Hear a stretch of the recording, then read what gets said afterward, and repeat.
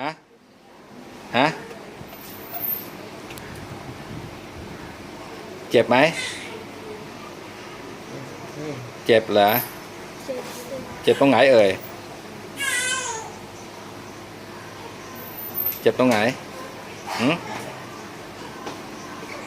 อืม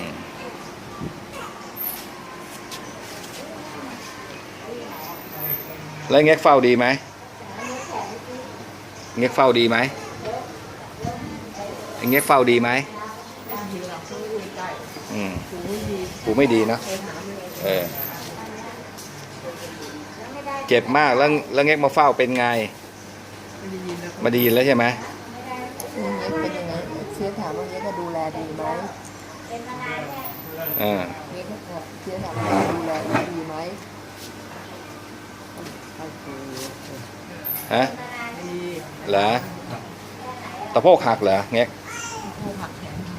เหรอ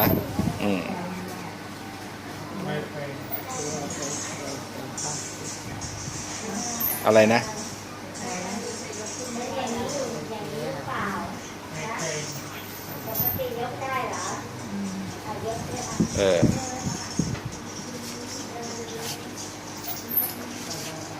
ก็สงสารอยู่ทำไง